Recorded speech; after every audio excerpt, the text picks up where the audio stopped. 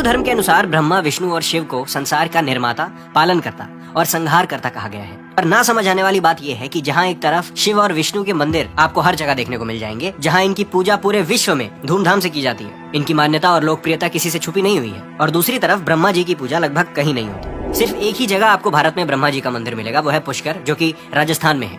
आखिर ऐसा क्यों है कि जिसने बनाया उसी की पूजा नहीं की जाती और उनके मंदिर ही नहीं दिखते? पर आपको पता है कि ब्रह्मा जी की पूजा ना होने के पीछे बहुत सारी एंशिएंट स्टोरीज हैं, जैसे सावित्री का श्राप। सावित्री के श्राप की कहानी प्राचीन भारत के एक रोचक और विचार करने के लिए मजबूर कर देने वाले पौराणिक किस्से से जुड़ी हुई है। इस कथा के अनुसार ब्रह्मा जी एक बार पुष्कर, राजस्थान में यज्ञ का आयोजन कर रहे थे। ये यज्ञ सारी सृष्टि की शुद्धि और विकास के लिए था, और यज्ञ के लिए उनकी पत्नी सावित्री जी को ब्रह्मा जी के साथ रहना था। लेकिन किसी कारणवश सावित्री जी उस समय यज्ञ स्थल पर उपस्थित नहीं हो पाई। समय बीत रहा था और यज्ञ की विधि को समय पर पूरा करना जरूरी था, क्योंकि यज्ञ की शुद्धि और उसका महत्व समय से जुड़े हुए थे। ब्रह्मा जी को अपनी पत्नी सावित्री जी का इंतजार करना पड़ा। लेकिन जब सावित्री जी समय से नहीं पहुंची, तो ब्रह्मा जी ने वहां एक स्थानीय गांव की लड़की गायत्री से विवाह कर लिया, ताकि यज्ञ समय अनुसार प्रारंभ हो सके। और फिर गायत्री जी ने ब्रह्मा जी के साथ यज्ञ में बैठकर यज्ञ का समापन किया। और फिर जब सावित्री जी यज्ञ स्थल पर देर से पहुंची और ब्रह्मा जी को किसी और स्त्री यानी गायत्री के साथ यज्ञ में बैठे देखा, तो वे अत्यंत क्रोधित हो गए। उन्हें अपमानित महसूस हुआ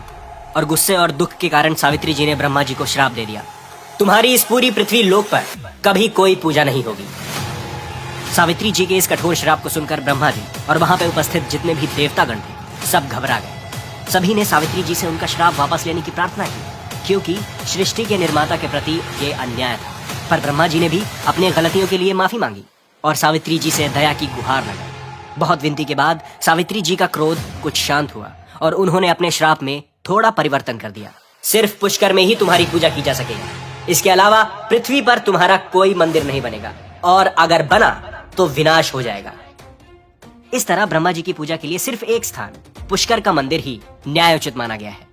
आज भी पुष्कर, राजस्थान में ब्रह्मा जी का एकमात्र मंदिर स्थित है और उनकी पूजा केवल वहीं की जाती है।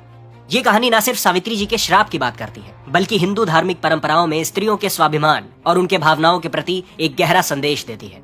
सावित्री जी का श्राप ब्रह्मा जी के आचरण का परिणाम था, और ये इस बात का प्रत्यक्ष प्रमाण है कि किसी भी स्थिति में व्यक्ति को अपने गलतियों का सामना करना ही पड़ता है। दूसरा किस्सा, ब्रह्मा जी का झूठ। एक बार ब्रह्मा जी और विष्णु जी के बीच एक बहस छिड़ गई, जिसमें वो दोनों एक दूसरे को साबित करने में लगे हुए थे कि कौन ज्यादा श्रेष्ठ है, और दोनों ही खुद को श्रेष्ठ मानकर बैठे थे। अब उनका विवाद इतना बढ़ गया कि शिव जी को इस बहस में हस्तक्षेप करना पड़ा। इस विवाद को सुलझाने के लिए शिव जी ने ब्रह्मा जी और विष्णु जी के सामने एक अनंत स्तंभ के रूप में दर्शन दिए, एक ऐसा स्तंभ जिसका कोई आरंभ या अंत नहीं था। और फिर उन्होंने दोनों से कहा कि आप दोनों में से जो भी इस स्तंभ के अंत को ढूंढ लेगा, वही श्रेष्ठ कहलाएगा। अब जैसे ही शिव जी ने ये कहा, वैसे ही विष्णु जी और ब्रह्मा जी उस स्तंभ का अंत ढूंढने निकल पड़े। बहुत कोशिश करने के बाद हार कर विष्णु जी ने हार मान ली, और ये बात शिव जी जानते थे कि स्तंभ का कोई छोर नहीं।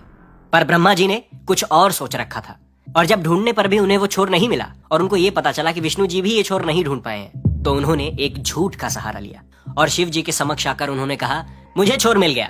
और उन्होंने अपनी बात सिद्ध करने के लिए एक केतकी के फूल की मदद ली। पर महादेव को तो पता था कि ये झूठ है, और वो ब्रह्मा जी की इस हरकत से अत्यंत क्रोधित हो गए। और इसीलिए कहा जाता है कि उन्होंने ब्रह्मा जी को एक श्राप दिया कि आज से तुम्हारी पूजा कोई नहीं करेगा, और ना ही पृथ्वी पर तुम्हारा कोई मंदिर बनेगा। जैसे कि विवाद चाहे कितना भी बड़ा हो, बहस कितनी भी गंभीर हो, झूठ का सहारा लेकर कोई कभी कहीं नहीं पहुंचा।